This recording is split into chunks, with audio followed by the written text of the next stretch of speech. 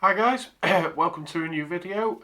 So today I'm going to be unboxing the Simagic Haptic Reactors and putting them onto my Heusinkveld Ultimate Plus pedals. Now they will bolt directly to the Simagic pedals, the P1000s, and I don't think you need the control box for that. I'm sure I was told that the P1000s have this already there. You just use the power supply.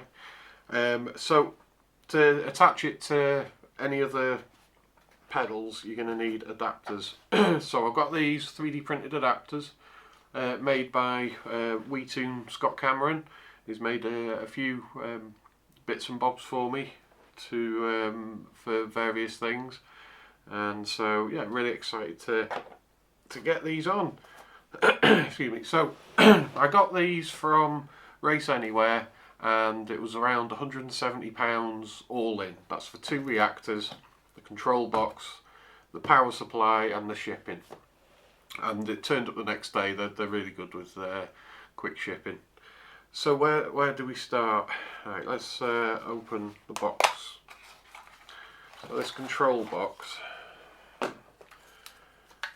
comes with a couple of pieces of 3M double-sided sticky pad. I'm probably going to have to mount this somewhere between the pedals. I was hoping to be able to hide this underneath the profile for a bit of a cleaner look, but I don't think the cables are long enough from the reactors, so we'll see. We'll figure it out. So that's the control box that you are going to need, and it has 3 reactor inputs for the pedals that you're going to use, and then a USB type B. That's a cable that you don't get with any of this. So if you've got an old printer cable, it's just got to be a USB type B to type A, and you just plug it straight into your PC. I've got a few of them lying around. There's an on-off power button there, and then there's throttle, clutch and brake inputs on the side. That's, I'm assuming, if you're using Simagic pedals, and that's it. So that's the control box. Then we've got a power supply.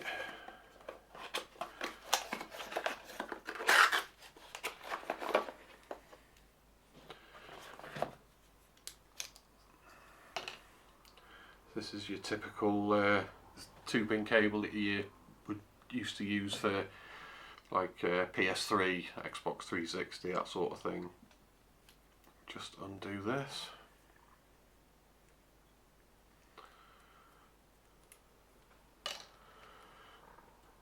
Yes. It's long enough, definitely. Then you got the power supply, so doesn't seem to want to come out.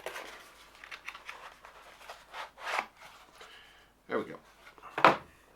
So nice small power supply, cable goes into there. Then this will go in next to the USB type B. You've got the power port where you plug that in. So that's that. So those are the two parts that you need, and get that out of the way. And then the reactors. I think these actually look nice. Now you only really need one on the brake, and the only thing with that is it wouldn't look right, so I got 2. If I'd have had the clutch on here, I'd have got 3, just so that it looks right. Having one on the throttle, you could have it so that it gives you a little kick with a gear change, or it sets off when you trigger your TC or you start to do a little wheel spin. So one on the throttle is more about just a bit of immersion. One on the brake might help you get a bit quicker with especially with something like Le Mans Ultimate, so you can sense actual lockup. Yeah, this box is a bit raggy, but everything's fine inside. So that's what they are. Now this little aluminium adapter plate, you would use that for mounting to the Simagic pedals.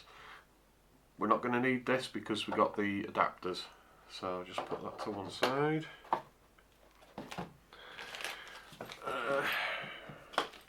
Little baggie with an Allen key, some cable management clips, and then the countersunk bolts. So let's open the other one.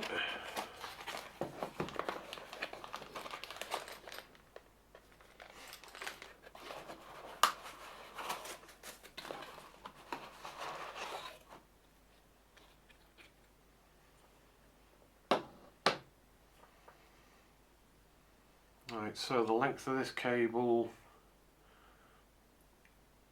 yeah, there's plenty enough to put the control box towards the back. It's just not quite, I mean, I'm not going to be able to pass it through any of these holes. Yeah, it is long enough to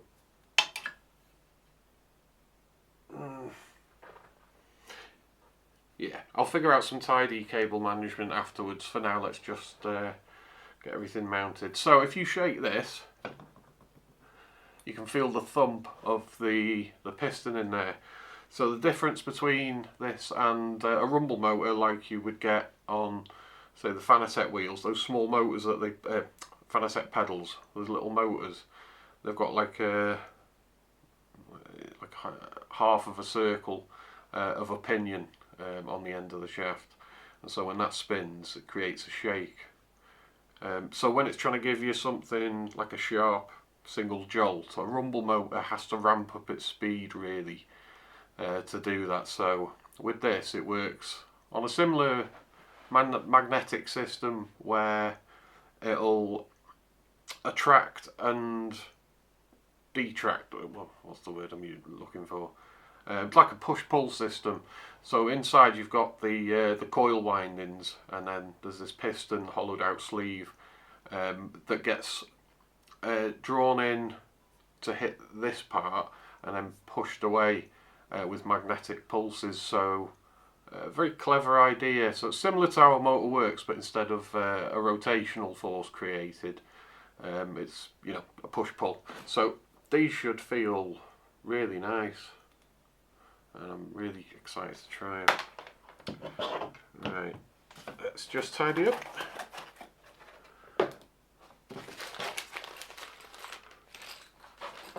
Okay, so what I'll do now is I'll move the camera to the side, and then we'll mount them. So won't be a sec. Okay. Now I've moved the camera around so that hopefully you can get a reasonable look at what I'm doing here. Hopefully the lighting's alright. So here's a close-up of the adapter. And so you're going to need a 2.5mm and a 3mm Allen key. And then these will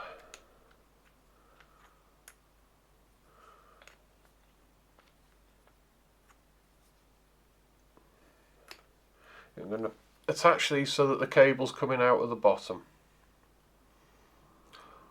That'll probably look the neatest.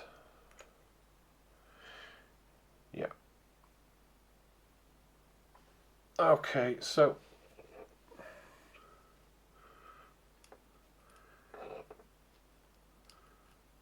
just get hold of these 2.5mm bolts.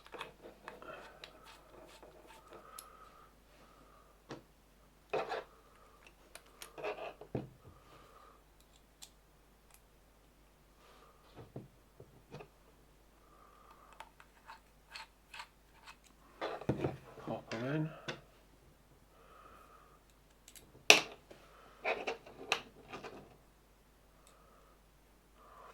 For the nut that sits in the little slot there, you really need to use a nylon locking nut in there, because they probably will vibrate loose if you don't.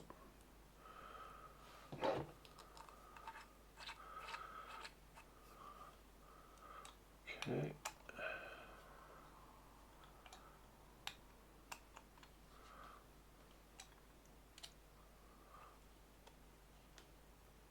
Not going to crank these down too tight because I don't want to crack the plastic.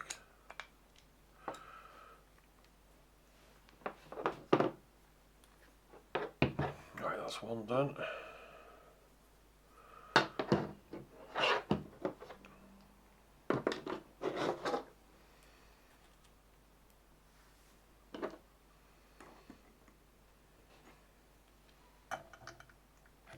Yep, that's the weight.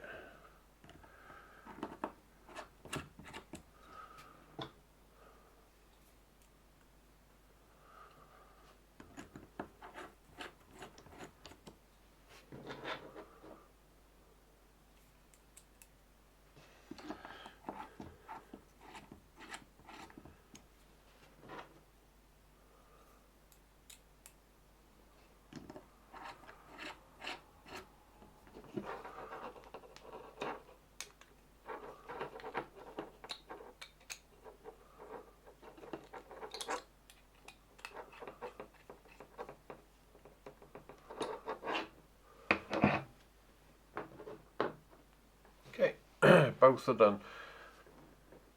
Now these bolts, let me try and make the pedals face the camera. So you can see the nut and bolt there that holds the pedal face on. You've got a slot above and a slot below, so that's where you're going to put the cap head bolt through.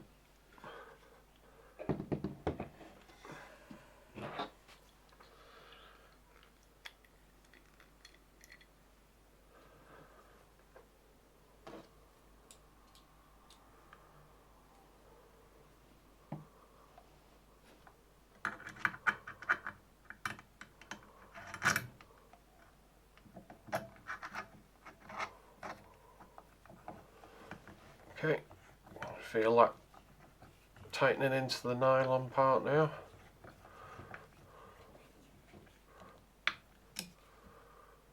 There we go, nice and solid, that's that one in.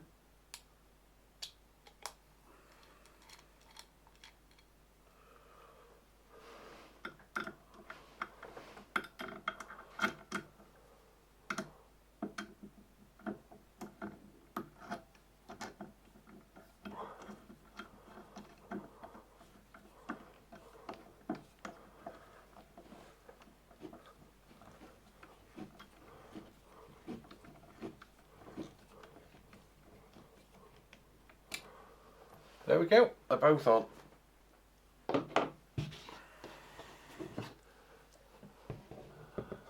Actually make the pedals look quite nice. I like the red. Now the next thing is to figure out exactly where I'm going to mount this. Don't know whether to do it sideways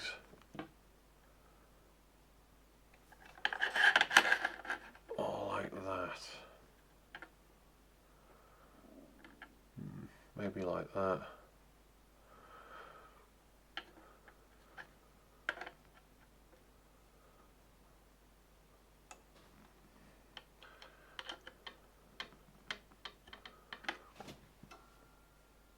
Let's just have a look.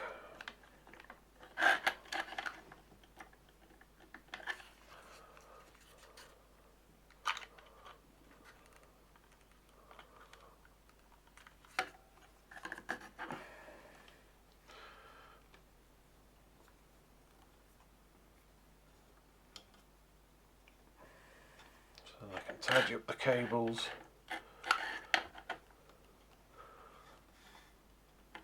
Using the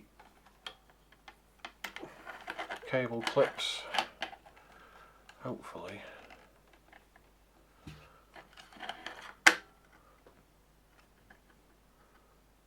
Yeah. that'll work.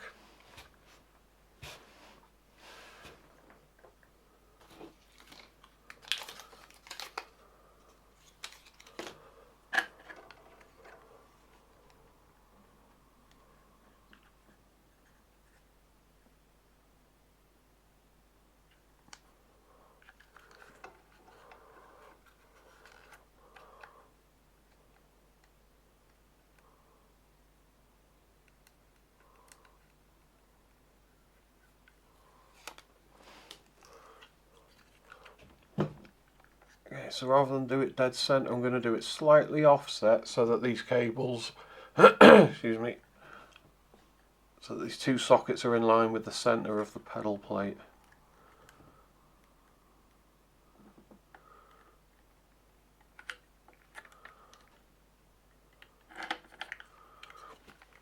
It's not really thick enough because the heads of these bolts protrude. Right, so let's give it the second piece. We'll double it up.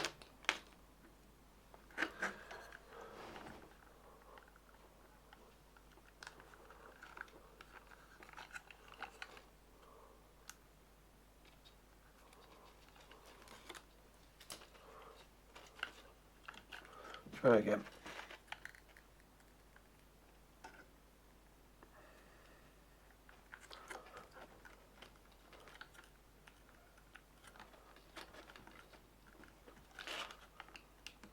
Yep, there we go.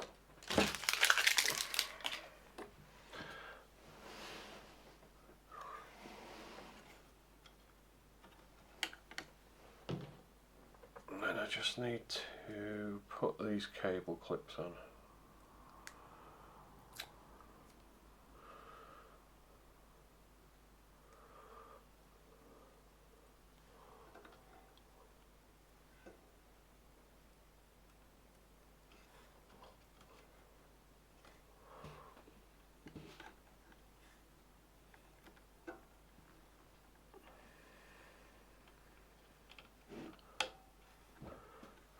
Go. That's that.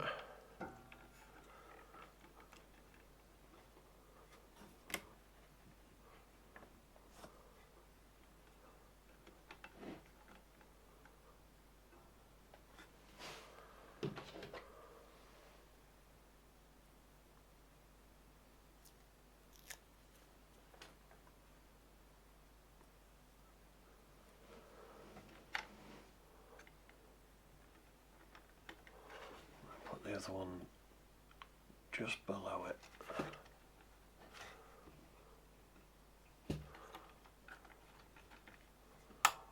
I'll show you this, I'll swing it around once I've done that.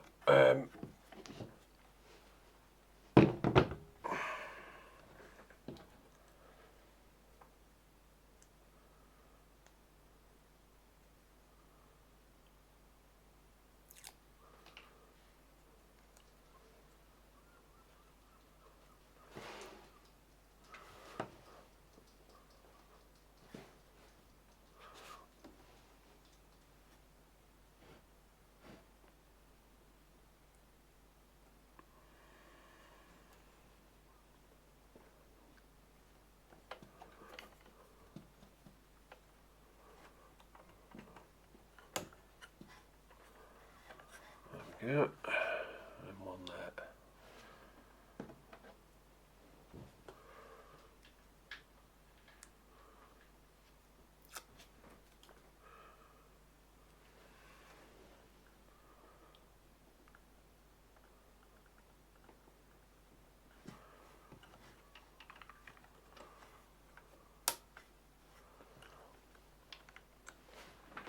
And that's that. So it doesn't look too bad. I would still like to have this hidden underneath, but the plugs are a bit too wide to go through these little slots. Otherwise, it would be doable.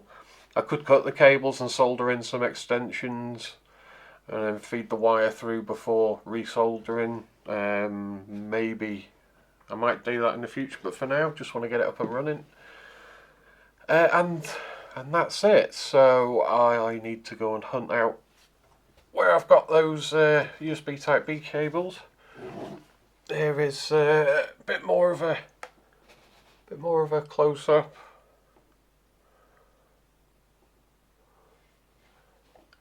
And yeah, I think it'll look really good.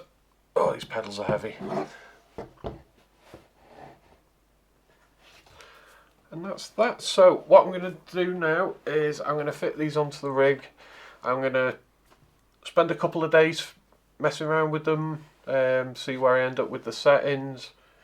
And what I will then do is do a second part showing you what I'm doing, because I'm going to use SimHub. I'm not going to use the Simagic software. Everyone recommends SimHub being better, and I use SimHub for my butt kicker anyway. So that's what I'm going to do. I'm going to have a couple of days with it, and then I will do the follow-up video of my settings and my final thoughts on what I think of these. So yeah, thanks very much for watching, and I'll see you in the next one. Cheers guys.